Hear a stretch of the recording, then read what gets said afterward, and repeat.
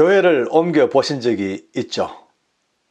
물론 처음 등록한 교회에서 평생을 사시는 분도 계십니다만은 많은 분들이 직장, 또 이사, 아니면은 교회 안에 크고 작은 문제들, 누구 도저히 같이 있을 수 없는 사람이 생겨버렸어.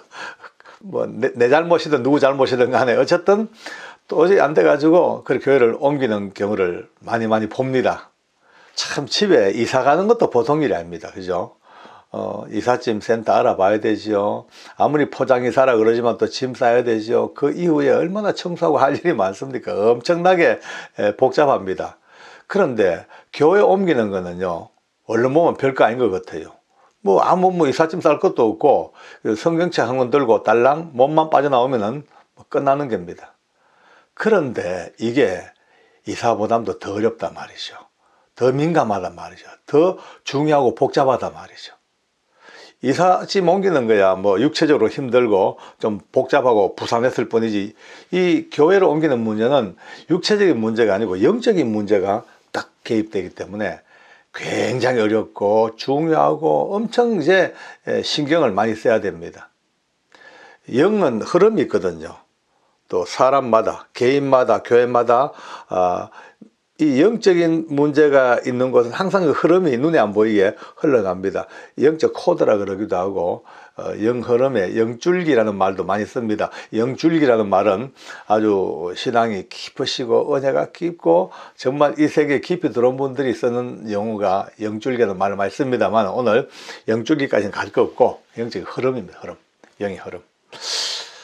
흐름이 있습니다. 흐름이 비슷한 영성을 가진 분들은요, 서로 만나면요 너무 좋아요.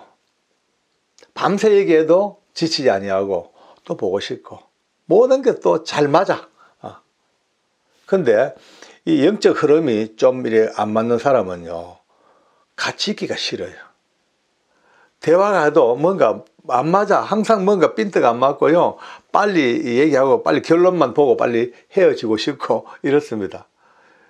교회도 마찬가지입니다. 교회도 각 교회마다 다 예수님의 피값으로 세워진 교회이고 성령님이 동일하게 역사하시는 곳이지만, 그곳에 형성된 목회자와 성도들의 영적 흐름이 어떻게 흘러가냐 따라 가지고 또 분위기가 엄청 달라집니다. 아주 뜨거운 교회, 열정적으로 기도하고 찬양하고 주여 한번 부르면 천장이 떠나가는 이런 열정적인 교회에서 신앙생활 하던 분들이 교회를 옮겨서 차분하고 조용한 교회에 어떻게 가게 됩니다. 그러면요 너무 밋밋해요. 밋밋하고 물에 물 탄 듯이 그냥 맛깔도 없고, 또 조용한 아주 차분한 그런 곳에서 신앙생활 하던 분이 이렇게 뜨겁고 열정적이고 강력한 파워풀한 교회로 가면요 헷갈려요. 혹시 이단 아니냐 하는 정도까지 헷갈릴 정도로 이렇게 영적 분위기가 이렇게 다른 쪽으로 가버리면 전부 다 코드가 안 맞습니다. 참 깊이 한번 생각해 봐야 될 이야기입니다. 그래서 저는요 가급적이면은 교회를 옮기지 말라고 얘기합니다. 물론 사정이 어렵겠지만은 진짜 안 옮기고 안 될 상황 같은 몰라도 옮기면 안 돼요. 안 옮겨도 좋습니다. 왜냐, 오랜 세월 내가 몸담았던 교회, 내가 기도하고 내 기도가 축적된 교회, 내 예배가 아주 아름답게 늘 드려졌던 그 예배의 은혜가 있는 교회, 내 사랑하는 성도들과 함께 봉사하고 청소하고 손때 묻은 그 의자 하나, 이게요 내게 주는 영적 분위기가 엄청 다릅니다. 안정돼 있어요. 딱 안정돼 있고 자리에 앉기만 해도 뭔가 편하고 딱 짜이는 느낌, 안정된 느낌, 이게 갖고 있는 메리트가 엄청 큽니다. 또 다른 교회 옮겨가서 그 교회에서 이 안정된 영적 안정을 되찾으려고 그러면요 참 많은 시간도 필요하고 많은 난관도 거쳐야 됩니다. 그러면은 어찌 되냐, 나의 영이 안정되어 있으면 몰라도 이게 아무래도 불안정하면 내 삶에 역시 불안정이 따라옵니다. 참 묘합니다. 그래서 성경이 말씀하시기를 사랑하는 자여 네 영혼이 잘됨 같이 네가 범사에 잘되고 강건하기를 내가 간구하노라. 이 말씀처럼 영이 일단 잘되고 영이 평안해야 됩니다. 근데 교회를 옮겼다. 그러면 그 불안정한 영성 때문에 삶 자체가 자칫 흔들릴 수가 있습니다. 지금 옮기고자 하는 교회가 정상적인 건전한 교회인지 아니면 이단에 속해 있는 교회인지를 빨리 알아야 됩니다. 이건 우리가 일반 평신도들이 알아맞추기가 조금 힘듭니다. 옛날에는요, 뭐 드러내놓고 뭐 눈에 보였지만 지금은 아닙니다. 지금은 모든 건전한 교단 간판을 다 걸고 그 속에서 어떻게 흘러가는지 정말 우리는 잘 모릅니다. 그래서 신실한 목사님들, 아시는 분들, 또 신실한 어떤 신앙의 선배님들, 최대한 그분들을 섭외해서 알아봐야 됩니다. 이 교회가 어떤 교회인지 알아봐 달라. 그러면은 또 다 알아요. 교단이요, 넓어 보여도 좁아요. 한 다리 건너가면 다 아십니다. 이래서 이단이냐 아니냐, 이단에 한번 딱 끌려 들어가면요, 빠져나오기가 얼마나 힘든지 모릅니다. 잘 아실 거예요. 또 빠져나온다 하더라도 영혼에 휙 묻혀놓은 그 어떤 그 오염된 낙서가 오랫동안 갑니다. 그래서 이 교회를 옮기는 문제는 서두에 말씀했다시피 굉장히 민감하고 조심해야 되고 아주 신중해야 됩니다. 영적인 흐름이 조금이라도 나와 함께 비슷한 교회를 찾아야 됩니다. 적어도 몇 개 교회를 딱 이렇게 봐놓고 또 한 교회, 내가 마음 둔 교회에 몇 번 가서 계속 예배를 신실하게 들어봐야 됩니다. 물론 이런 가운데서는 꼭 필요한 것이 기도가 뒷받침돼야 됩니다. 계속 기도가 뒷받침되면서 하나님, 내가 이 교회를 지금 왔습니다.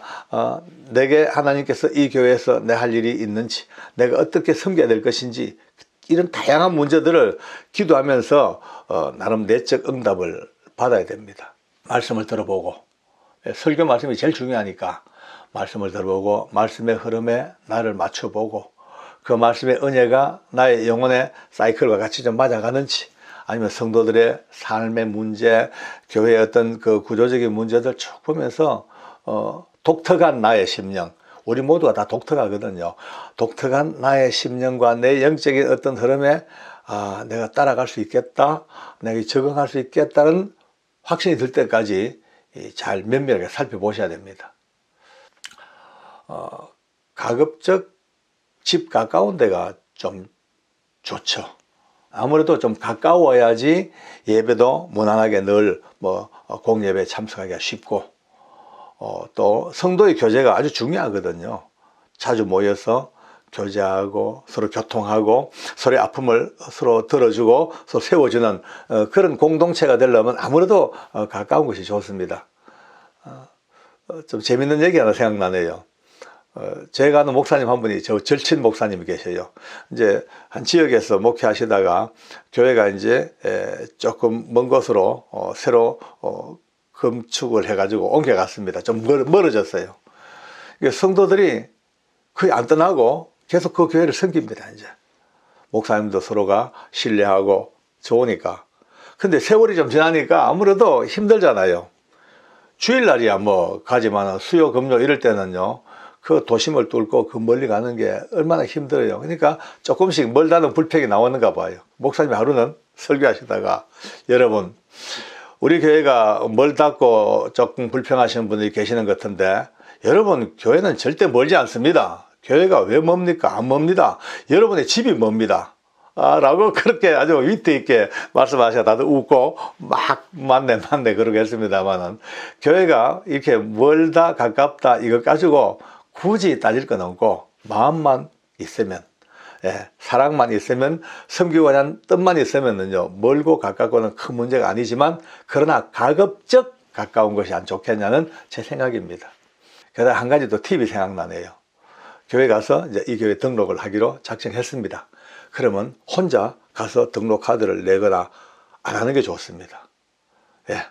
여기 아주 재밌는 팁이 있습니다. 싹 살펴보고, 내가 본 바 이 교회에서 가장 활발하고 뜨겁고 열정적이고 정말로 야 저분 그분에게 가서 이 교회 등록하고 싶은데 저 좀 인도 좀 해주세요. 안내해 주시면 그분이 얼마나 좋아하겠어요. 그러면 바로 그분의 파트너가 됩니다. 이제 막 이제 그분 인도자 누구 하고 차려가지고 그때부터 빠른 시간에 정착할 수 있도록 멋진 파트너가 하나 생겼습니다. 그냥 혼자 가버리면요, 그런 파트너 찾기가 되게 어렵습니다. 시간이 더 오래 걸립니다. 그러나 이 뜨겁고 열정적이고 정열적이고 이 막 그냥 파워풀한 어느 한 분이 나의 인도자가 돼가지고 나를 같이 끌어안고 그 교회에 정착하는 이게 한층 더 빨라지는 친구가 생기고 영적인 벗이 생기는 그런 팁을 하나 드리겠습니다. 어쨌든 이제 가급적 교회를 섬김에 있어서 참고 인내하되, 그러나 어쩔 수 없는 상황에 옮기게 될 경우에는 이와 같은 것을 염두에 좀 둘 수 있으면 좀 더 좋지 않겠냐는 생각으로 오늘 이 시간을 가졌습니다. 제가 아는 너무나 잊을 수 없는 목사님 한 두세 분이 계셔요. 전라도 광주 인근에서 목회하시다가 지금은 이제 은퇴를 하셨습니다만은 제 평생을 두고 잊지 못할 감동을 주셨던 목사님이십니다. 교회가 막 성장하는 그 초창기에 여러 가지 교세도 좀 많지 않고 재정도 어렵고 이렇지만은 목사님이 열심히 일하시고 신방하시고 하니까 온 성도들이 뜻을 모아서 이제 신방하시고 전도하시라고 좋은 차를 하나 사드렸어요. 근데 목사님이 감사하게 받았죠. 근데 한 보름 정도 타고 다니시더만은 갑자기 차가 사라지고 없습니다. 다들 목사님 차 어쨌습니까? 물으니까 대답을 잘 못하죠. 목사님 차 어쨌습니까? 물으니까 팔아버렸어.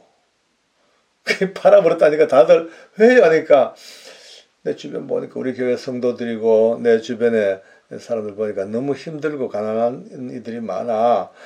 그들 도와줄 돈도 없고 하니까 아마 차 팔아서 그냥 줘버렸어. 그러니까 아니 목사님 교회 구제비도 있고 전도비도 있는데 그걸 쓰시면 되지. 그 차를 팔면 어쩝니까? 이제 막 성도들이 아이고 하면서도 이제 또 얼마 뒤에 또 차를 또 사드렸어요. 차 없이 안 되니까. 근데 목사님이 특기가 어디 가겠습니까? 얼마까지 하다 또 그 차를 팔아먹으러 또 가신 거예요. 근데 못 팔아. 왜냐하면 차 명의가 딴 사람으로 돼갔어. 장로님들이 자기들 명의로 딱 걸어놓고 못 팔게 만들었어. 어쩔 수 없이. 그때 사셨던 집이 시형 아파트, 조그마한 열대평 시형 아파트에 사셨는데 이제 교회가 좀 성장을 했습니다. 이제 얼마 지난 뒤에 성장하니까 그만한 형편되니까 드디어 목사님을 아담한 아파트 하나 사서 사택해가지고 드렸어요. 목사님이 가보더만 너무 좋아하시더래요. 근데 입주를 안 하시는 거예요. 목사님 빨리 입주하세요. 네, 좀 있다가 또 좀 있다가 아직 때가 안 됐어. 준비가 좀 덜 됐어. 계속 이렇게 차일피일 미룹니다. 그 6개월을 미뤘대요. 그 이제 안 되니까 재직해 하다가 성도들이 막 목사님 왜 집에 안 들어가시고 이제 비워놓고 저러셔 막 하니까 목사님이 곧 들어갈게. 들어가는데 조건이 있다고. 그 뭡니까? 물으니까 우리 교회에 못 사는 성도들이 다 그 정도쯤 집에 살만할 때에 내가 들어갈게. 우리 교회 사랑하는 우리 성도님들이 참 힘들고 어려운 곳에서 그렇게 고생하는데 목사가 내 혼자 좋은 집에 들어가서 발 뻗고 잠이나 자겠어. 온 교회가 통곡이 벌어졌습니다. 이런 목사님들이 계십니다. 많이 계십니다. 저하고 50년 친구 목사님이 있습니다. 참 50년 친구입니다. 근데 이 목사님이 전화가 왔어요. 하루는 박 장로 다음 수요일 날 우리 교회 와가지고 기도 좀 해주면 안 되겠나 이러셔요. 그래서 아니 목사님 무슨 수요 예배 기도하러 그 먼 데를 오라 말이 하니까 그게 아니요. 그게 아니고 내가 이번 이제 다음 수요일 날 예배를 기점으로 내가 목사 은퇴를 하고 이래요. 그래서 아니 목사 은퇴 날짜가 좀 남았는데 내가 알기로 그게 아니고 내가 일단 이 교회에 부임이 오면서 내 나름대로 하나님 앞에 기도하고 약속한 게 있대요.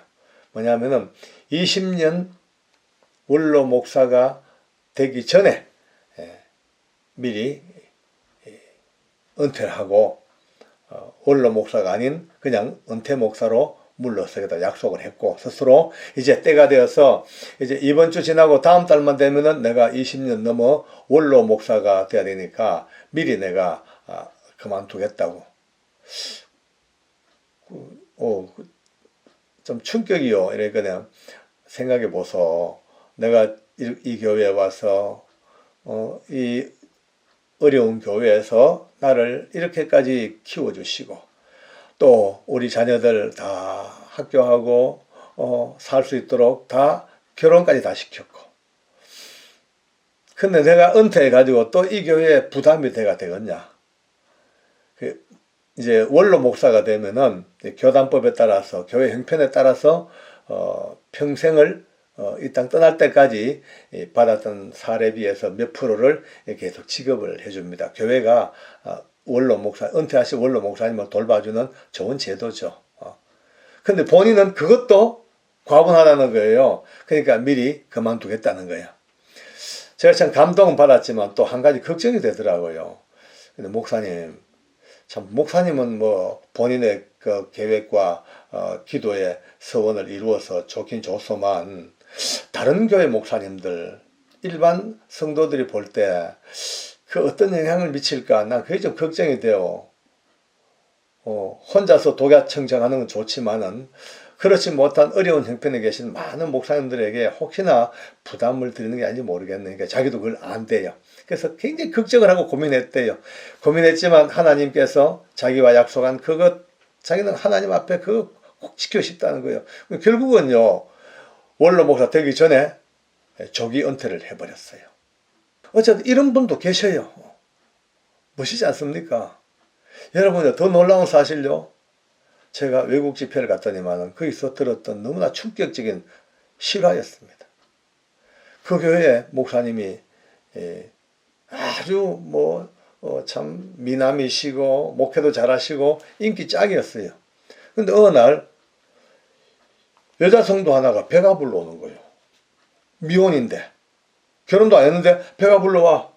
그러니까 모든 주변 친구들, 사람들이 어떻게 된 거냐, 너 누구냐, 막 애기 아빠가 누구냐 이러니까, 절대 말하지 마, 비밀이야, 목사님이 애기 아빠야, 이래 돼 버렸어요.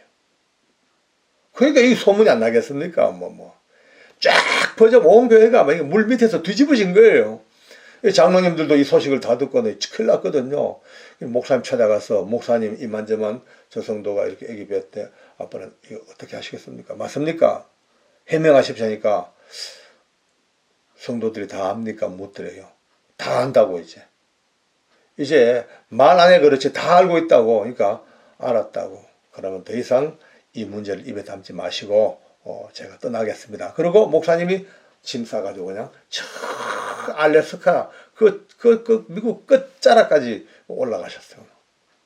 그 여자 성도도 창피하니까 어디로 가버리고, 결국 한동안 이제 술렁술렁 되다가 교회는 차분하게 이제 깔아앉았습니다.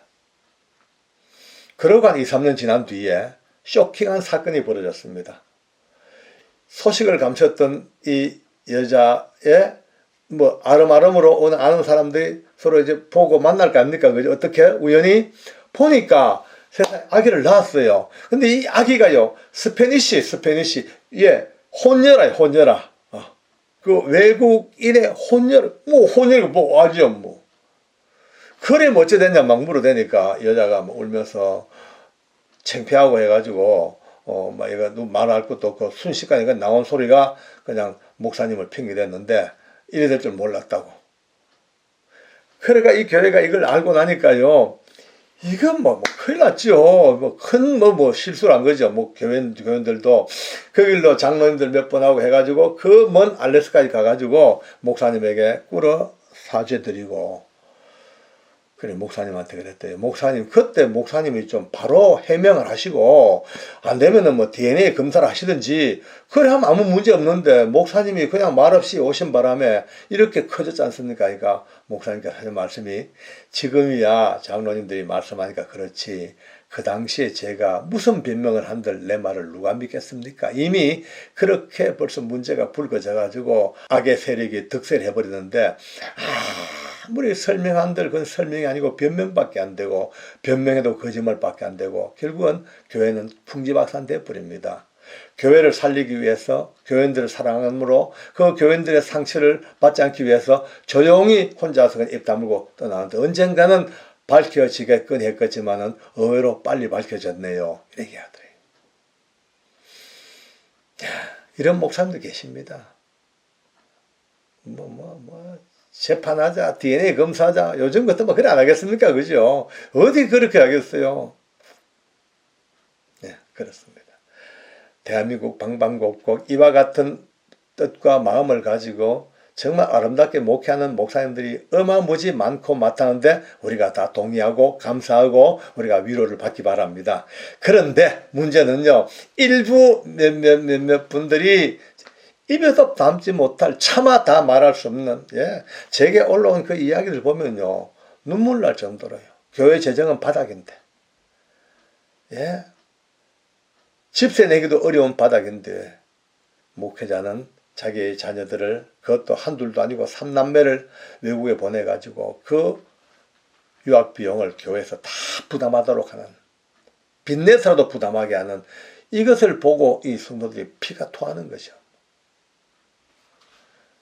교회는 어려워서 정말 밥을 끼니를 걱정하는 성도들이 많이 있는 이런 교회에서 목회자는 최고급 성령차를 뽑아내라. 내가 건강하고 내가 교통사고가 나도 보호를 받아야지 목회를 하지. 그러니까 최고 좋은 방탄차 같은 최고 좋은 차를 사내라. 결국 그렇게 끄집어낸 거예요. 설교 말씀이 은혜가 전혀 안 되는데 왜냐하면 요즘 인터넷 시대 아닙니까? 목사님 설교했는 거 몇 문장 몇 개 단어 몇 개만 검색해도 쫙 그냥 바로 소트돼 가지고 볼 수 있는 시대입니다. 자기 위에 목사님은 설교 준비 제로 빵이고 매주 설교 때마다 검색해보면은 다른 사람의 설교를 가져와가지고 그대로 낭독하는 수준으로 그렇게 있는 사람들도 있고 오늘 다 일일이 제가 받은 그 내용들 제가 상담받은 내용들을 일일이 말을 못하겠습니다. 내가 말하기도 너무 참 부끄럽고 얼굴이 뜨거워서 일일이 말 못하겠어요. 그런 분들이 있는 교회에 성도들이 어떻게 살 것인가에 대해서 저한테 이제 계속 물어오는 거예요. 자, 답을 내겠습니다. 이제 답, 긴 얘기 할 것도 없습니다. 답을 한 1, 2, 3단계 정도로 한번 단계를 봅시다. 1단계. 절대 싸우지 마십시오. 그 문제로 네가 올려 내가 올려 다투지도 마십시오. 아무런 답이 안 나옵니다. 이미 극과 극을 향하여 달리가 있는 이 입장에서는요, 대화가 될 수가 없습니다. 서로 말해봤자 자기 정당성을 얘기해야 되고, 서로 말해봤자 그냥 자기 주장 그냥 강하게 어필해야 되니까 계속해서 싸움이고 갈등밖에 없습니다. 안 됩니다. 싸움 필요 없습니다. 어떻게 하냐? 조용히 빠져나오시는 게 상책입니다. 조용히. 우리 옛날 어른들 말씀대로 핫바지 방구 새듯이 살가만히 빠져나와서 그냥 도망가야 됩니다. 여러분요, 우리가 성경에서 잘 아는 사울과 다윗 이야기 하지 않습니까? 사울이 다윗 죽이려고 그렇게 광분하는데 어느 날 굴속에서 잠자는 사울을 다윗이 봤단 말이에요. 그러니까 드디어 원수를 갚을 절호의 찬스예요. 짝 하면 끝납니다. 근데 안 하지 않습니까? 하지 아니하고 사가만히 가서 자고 있는 그 사울 임금의 그 옷자락을 살짝 베어옵니다. 왜? 인정샷. 나중에라도 내가 당신 죽일 수 있었지만은 안 죽이고 옷만 베봤다. 이거 인정샷이죠. 그 인정샷 합니다. 왕이여, 왕은 날 죽이려 했지만 나는 안 죽이고 이 옷자락만 빼왔다고. 근데 그것조차도 다윗은 나중에 후회하고 회개를 합니다. 왜? 하나님이 세우신 영적 권위자입니다. 그가 악당이든 나쁜 짓을 했든 고급차로 혼자 빼가지고 가난한 성도들 다 돌아보지 아니하고 혼자 배를 불렸던 그거는 그분의 입장이고 하나님은 그분에게 기름 부어 세우셨습니다. 제가 누구 편드는 거 아닙니다. 목사님 편드는 거 아닙니다. 기름 부어 세우신 하나님의 권위자입니다. 하나님의 권위에 우리가 끼어들어서 왈가왈부했다가는 내만 손해입니다. 그것은 나중에 하나님과 그 목회자의 1대1의 관계입니다. 여기 계산 다 됩니다. 거기서 결산합니다. 그 결산의 과정에서 우리는 들어갈 필요가 없는 거예요. 그냥 빠져나오세요. 그냥요. 왜? 거기 있다가는요, 영혼이 망치니까. 참고 있는 거 능사가 아닙니다.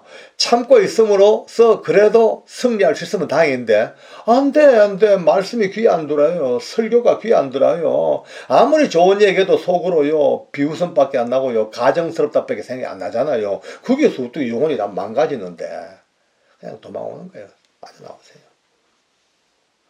더 이상 답이 없습니다. 성도들이 사는 삶의 모든 가장 중요한 영양소는 매 주마다 받는 하나님 말씀입니다. 이 말씀을 바로 못 먹고 갈등과 고통과 정상적이지 못하고 상식적으로도 도저히 이해가 되지 못하고 법적으로도 이해되지 못하는 그런 지도자와 함께 살면서 참고 있는 것이 덕이라고요? 아니에요. 절대 아닙니다.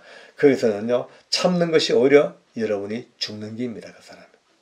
살아야 됩니다. 하나님은 우리 영혼 살리시려고 주님이 죽으셨는데 그 주님의 죽으심을요, 우리가 헛되이 여기면 안 됩니다. 내 영혼 바로 살아야 됩니다. 그러기 위해서 꼭 명심하십시오. 싸우지 마십시오. 예, 서로 다툴 것도 없습니다. 교회 떠나면요, 화가 있다고요? 그거 전부 다 헛소리입니다. 목회자를 버리고 딴 목회자 가면요, 저주받는다고요? 많은 분들이 그런 얘기 합니다. 없습니다. 저주 없습니다. 예수 안에서 모든 저주는 이미 다 사라졌습니다. 저주는요, 어떨 때는 우리를 올가미를 매려고 하는 사단의 술책이 저주입니다. 그러므로 이제 예수 그리스도 안에 있는 자에게는 결코 정죄함이 없고 저주가 없습니다. 이는 그리스도 안에 있는 생명의 성령의 법이 죄와 사망의 법에서 옮겨버렸어요. 자유함으로. 그러나 절대 싸우거나 다투지 아니하고 젠틀하게 심사적으로 조용히 흘러나와 좋은 교회 찾아야 됩니다. 정말 기도하는 교회, 정말 목자가 양을 사랑하는 교회 많습니다. 찾아보면요, 신중하게 찾아서 정말 일생을 맡길 수 있는 그런 교회에서 나머지 생을 보상받아야 됩니다. 그리고 마지막 한 가지, 제일 중요한 거, 그러함에도 불구하고 여러분들이 이런 상처받은 분들이 어느 장소 어느 때서 간에 그 목회자를 위하여 기도할 수 있는 사람으로 역전 드라마를 만들어야 됩니다. 인간적으로는 도저히 용납할 수 없고 상식적으로 도저히 긍정할 수 없는 사람이라 할지라도, 그런 목회자라 할지라도 이제 조용히 눈을 감고, 하나님, 내가 누구를 정죄하고 누구를 판단하겠습니까? 저 역시 인간, 연약한 인간, 죄만한 인간, 하나님 부족한 종이 우리 귀한 목사님을 위하여 기도합니다. 여러 가지 잘못된 것들, 눈으로 보고 비판했던 것들 다 아시지만 주님, 그분이, 그 사람 목사님이 빨리 돌이켜서 가장 아름다운 목회자로 설 수 있도록 하나님 도와주십시오. 기도해야 됩니다. 기도, 그 기도가 합당하면은 그 목사님에게 이루어져 돌이킬 것이고, 만약에 도저히 그리 하지 않으면 그 기도가 다시 우리에게 돌아온다는 너무나 위대한 주님 말씀. 이 엄청난 하나님 앞에 홈런, 마지막 역전 홈런을 우리가 기도할 수 있는 사람으로 바뀔 수 있는 단계까지 올라갈 수 있도록 꼭 이제 다시 한번 승리하길 바랍니다. 이 이야기 참 하기 어렵습니다만, 어려워도 꼭 한 번쯤은 드러나야 되고, 주변에 이런 고통 중에 있는 많은 분들이 계시면 오늘 영상으로 같이 한번 은혜 나누면서 새로운 눈 뜨기를 바랍니다.